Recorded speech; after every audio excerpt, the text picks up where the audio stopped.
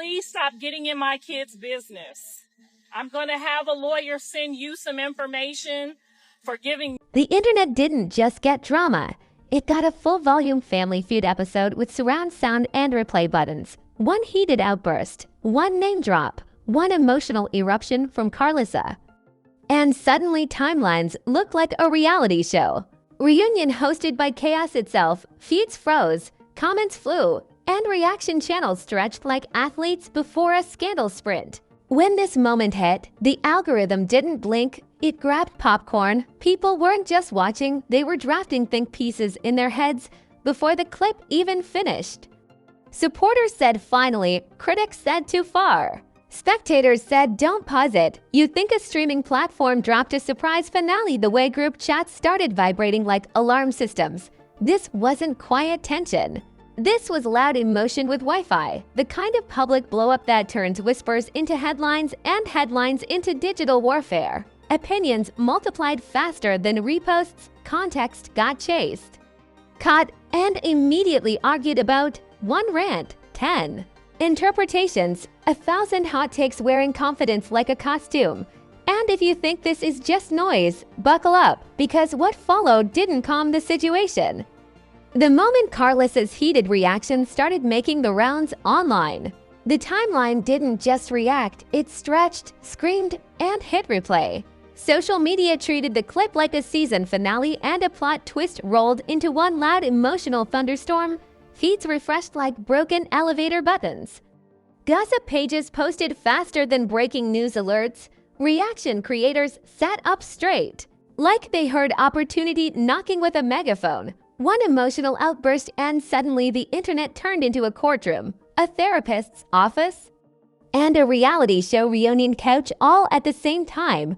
Nobody waited for context. Context was stuck in traffic. Opinions took a helicopter.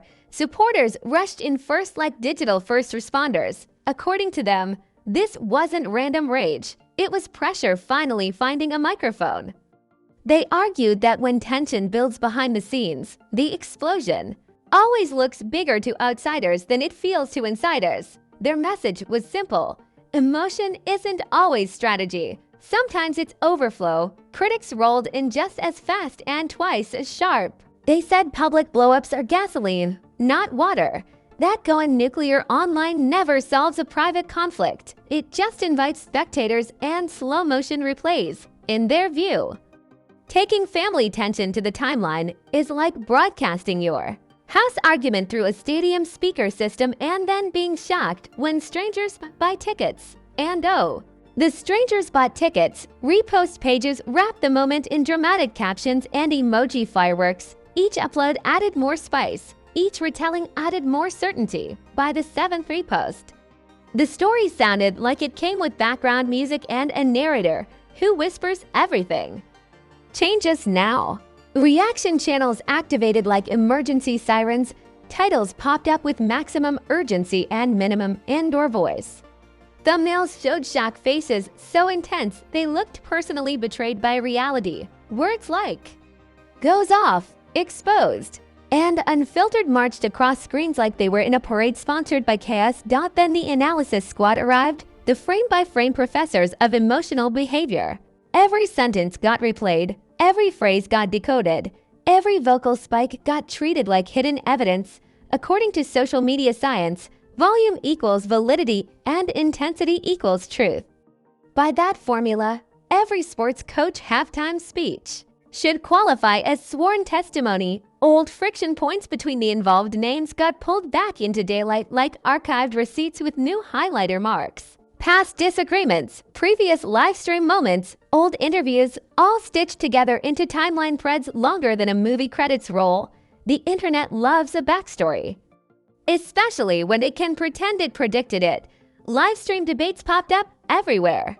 Multi-person panels talking over each other like competitive interruption was an Olympic sport. Everyone saying "let me land" while verbally skydiving into each other's sentences. Chat sections moved so fast they looked like waterfall code. In an action movie, some creators played referee, some played prosecutor, some played psychologist with a minor in guessing and a major in confidence.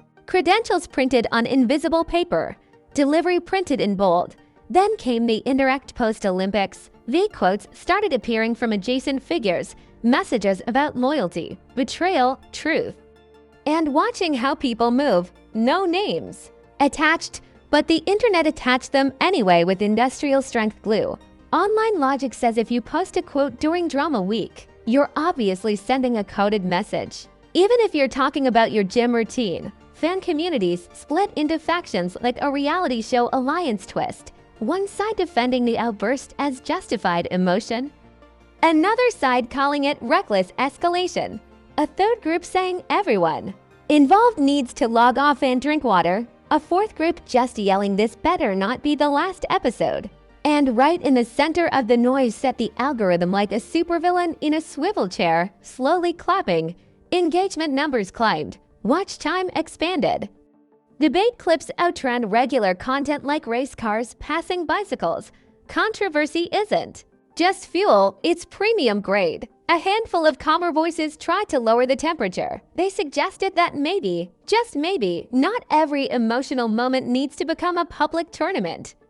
Their posts spread slower than everyone else's. That's how platform gravity works. Fire spreads fast. Balance takes the stairs. Meanwhile, new viewers entered mid-chaos with full confidence and half the context. They picked sides like they were choosing teams in gym class, didn't watch the full clip, didn't read the background, but spoke with documentary narrator certainty, instant expertise, overnight shipping. Narratives started forming, not facts, narratives, carefully arranged storylines built from clips, reactions, and interpretation seasoning.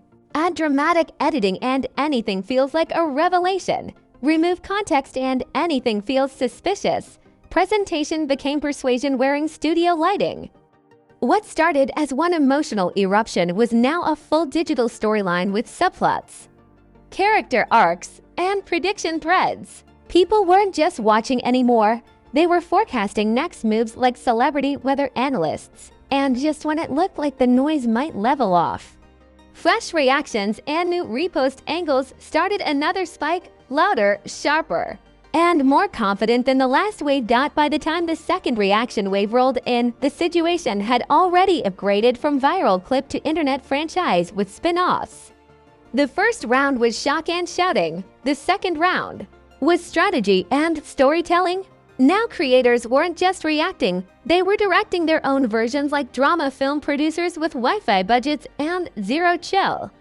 This is the phase where hot takes put on suits and call themselves analysis, larger commentary pages entered the scene like heavyweight champions tagging into a match. When those accounts post, the algorithm doesn't just listen, it stands up and takes notes.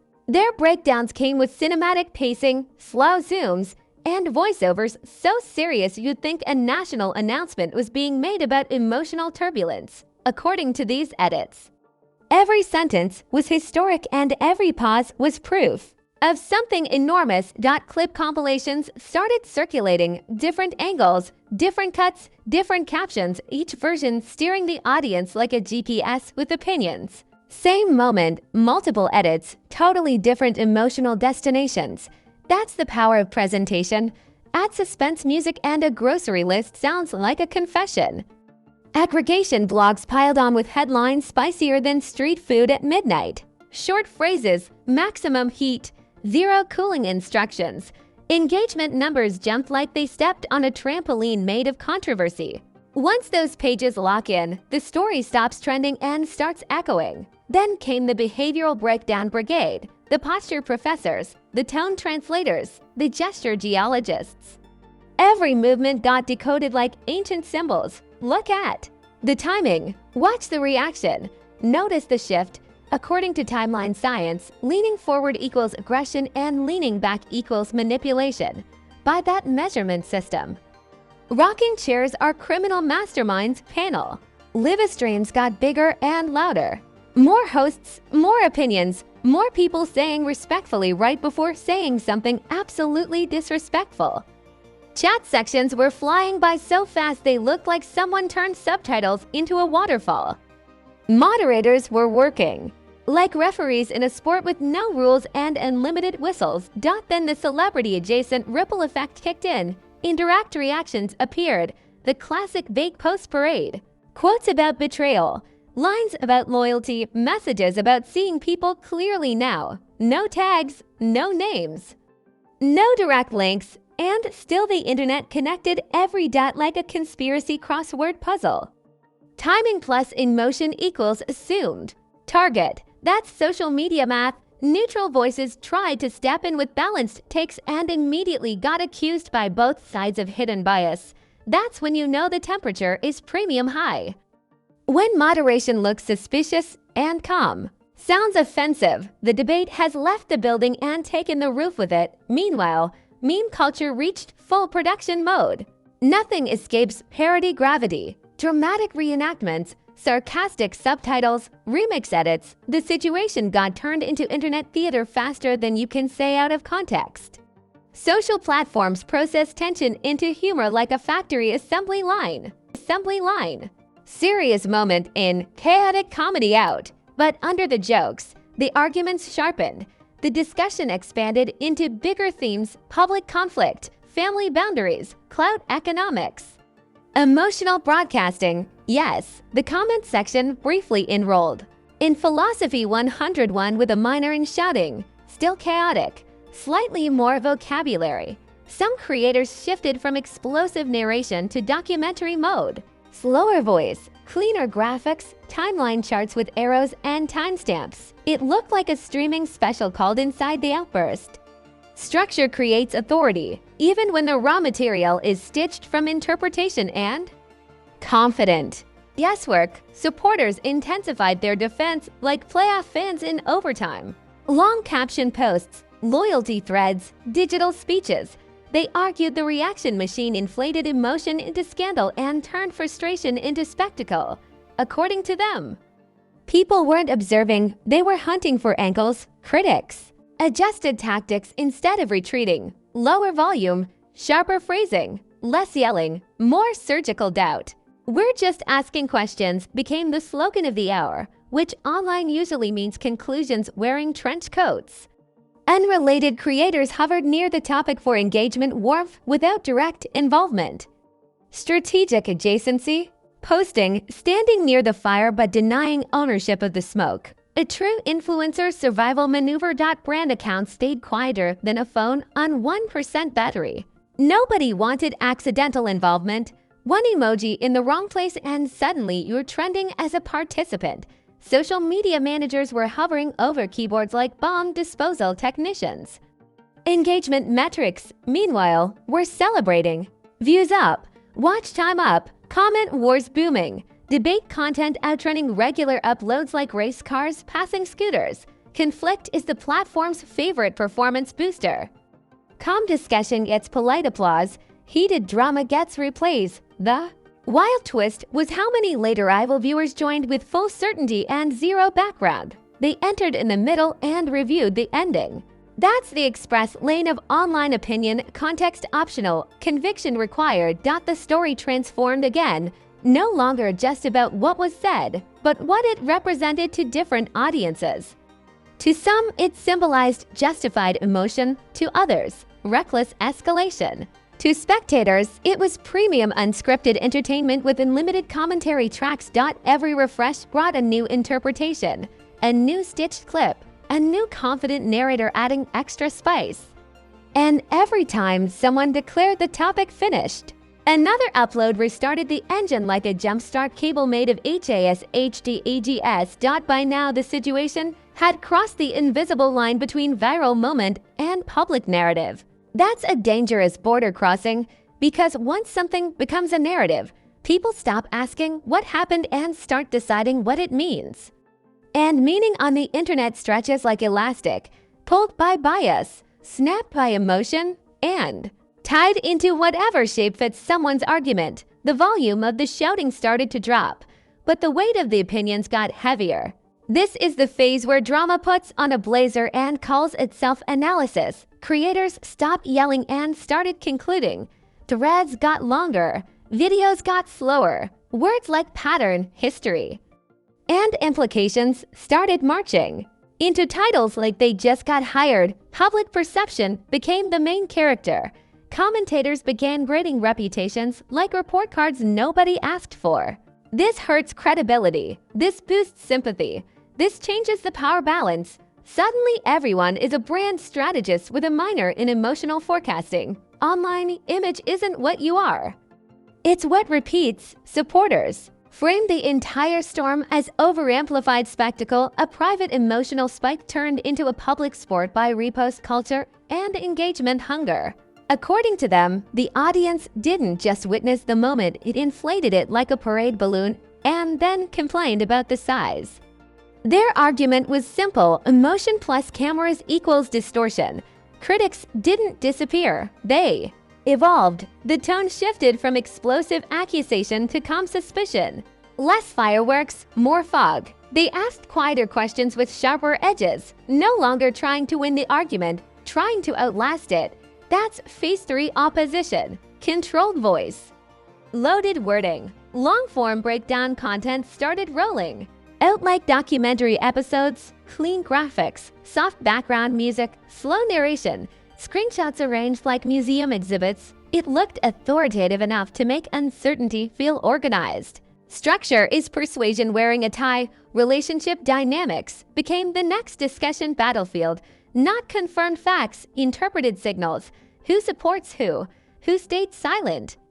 Who posted what, and when timing became evidence, silence became symbolism. Online, if you speak, it's calculated. If you don't speak, it's revealing. Heads you lose, tails you also lose. Audience behavior showed its usual contradiction.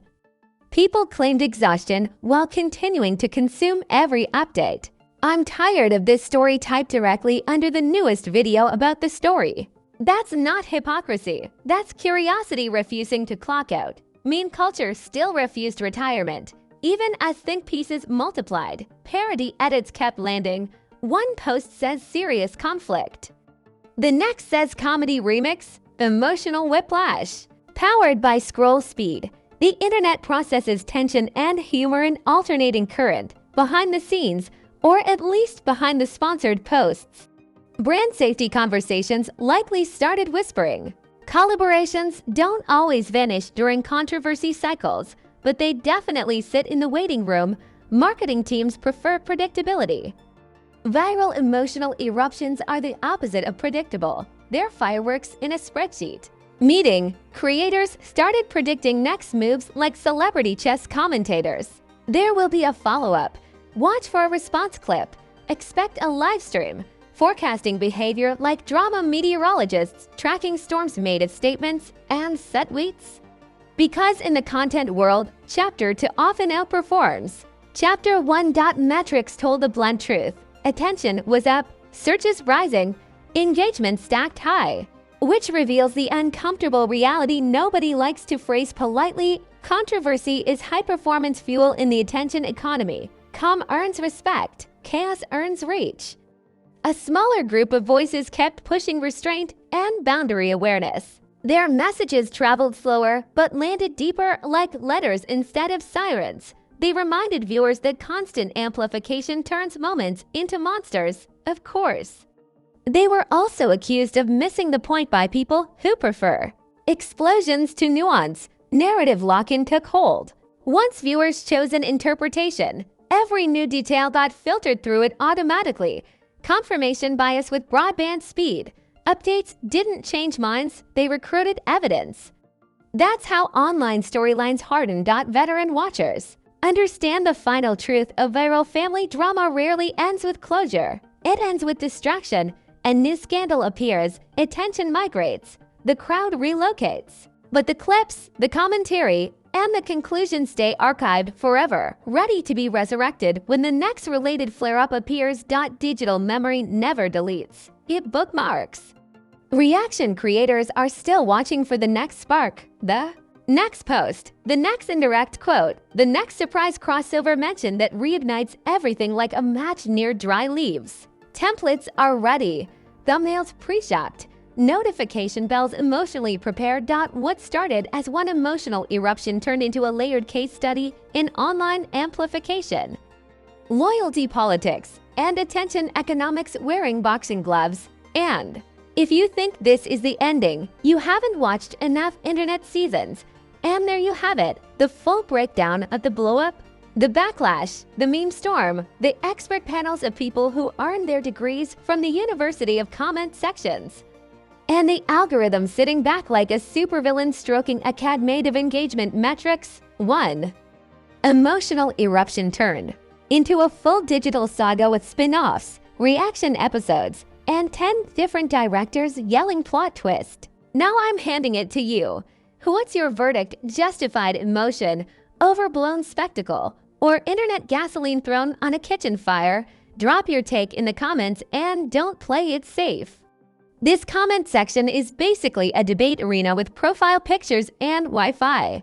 Just keep it sharp, not reckless. Roast the takes, not each other. If you like your celebrity drama dissected, sarcasm seasoned, and hype put under a microscope, you already know you're in the right place. We don't just repeat viral headlines. We pressure test them, remix them, and drag the exaggeration into the daylight. No boring summaries, no sleepy reporting, only high-voltage breakdowns.